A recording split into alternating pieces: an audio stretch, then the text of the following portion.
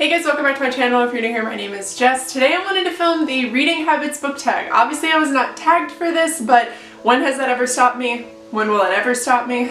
I'm really interested in doing this tag because I'm always really intrigued by what people find like their habits for when they read. Mine are a little strange. I just think it's really fun to kind of learn more about people, how they read, where they read, the book types of books that they read, things like that. So I'm very excited to film this, so let's go ahead and just get started. I have my phone here with all the questions on it. Question number 1 is, do you have a certain place at home for reading? Honestly, no, not right now. I'm thinking about getting a chair for my office. I have a big open space over here. Well, not a big open space, but I have an open space over here that I think would fit a chair very nicely. So I'm kind of thinking about getting one of those, or I'm thinking about getting like a little beanbag chair, something just in this space that I can have, because if you guys are not familiar, I am allergic to cats and I have 3 of them. So I kind of suffer throughout the rest of the day with my cats, like the sneezing and the runny nose and things like that. So my nose is a little bit stuffy today. They do sleep with us now since we moved to our new house. So I'm a little bit stuffy, but I did want my own space to film and to have my own office and to read. So my husband and I are on the hunt to find an inexpensive chair to put in this room with me. I want something that is comfortable and functional, but hopefully at home soon I will have my own space to read, because I do not read on the couch because the cats love to cuddle with me and I just can't see. My eyes get super watery, my nose gets really itchy, so it's a very uncomfortable situation. So hopefully soon I will have a space at home to read. Question number 2 is bookmark or random piece of paper. I am an avid bookmark user. I always use bookmarks. I treat my books very, very well. Even though I don't have like a book buddy or anything like that I like stick my books in when I carry them around, I do have a purse that accommodates half of it. It's like separated down the middle. Half of it keeps my books very, very clean and like well taken care of, and the other half just has like my random shit in it. So yeah, I do take very good care of my books, but when it comes to like sticking just like random crap inside my books, I'm very, very avidly like using a bookmark to make sure I'm not getting like anything like sticky on my books, like with sticky notes or anything like that. Like I am very, very careful with my books. Question number 3 is, can you just stop reading, or do you have to stop after a chapter or a certain amount of pages? I can really stop anywhere, but I prefer to stop at the end of chapters. I feel like it's a lot easier to like get everything in that you want to, because what tends to happen is if you're reading a chapter, it's written in a way like start to finish. Like you should be reading it start to finish. And for me, it's kind of hard to stop in the middle of a chapter, just because I'm like, when I sit down to read it again, I'm like, okay, like where am I? Like what's happening? I like to get the full experience of the chapter before I read again. But if I am in a rush, like I'm at work reading or something like that, I will stop wherever I am. Sometimes that's in the middle of sentences. Question number 4 is, do you eat or drink while reading? I drink like water while I'm reading, but I don't tend to eat around my books. I don't want to ruin them. Question number 5 is multitasking, music or TV while reading. Yes, I always have to have some kind of background noise. My favorite place to read currently is at work, because there is so much going on. It is quite loud there.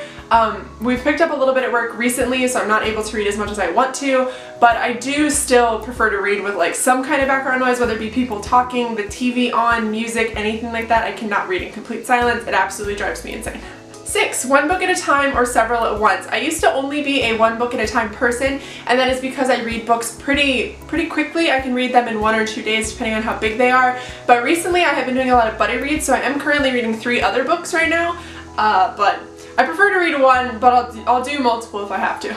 Question number 7 is reading at home or everywhere. I kind of already answered this, but I do prefer to read everywhere. I cannot read in moving cars, but I do read at work, in my car on breaks, at home, at friends' houses. Yes, I am that person. I will read if I'm sitting waiting for a movie to start. I just read all the time. Question number 8, reading out loud or silently in your head. I read in my head. I don't know anybody who reads out loud unless they're reading to somebody.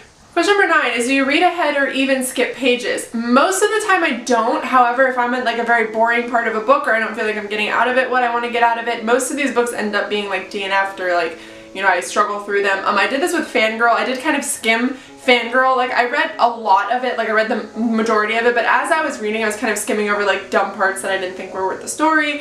And I know that's kind of rude because obviously the author wrote it in, but I just can't get through some parts of books. Question number 10, breaking the spine or keeping it like new. I keep my books like new. Even my hardcover books, I hold them in a way that the spine doesn't break, especially my paperback books. A lot of my paperback books by Stephen King have broken spines on them because I had them when I was very young, so I wasn't taking care of my books like I should have been, but I prefer not to. I actually have a friend that every single time she gets a book, she actually lays it down and breaks the spine like as she's reading it, and oh my god, she does that at work and it kills me. It kills my little soul.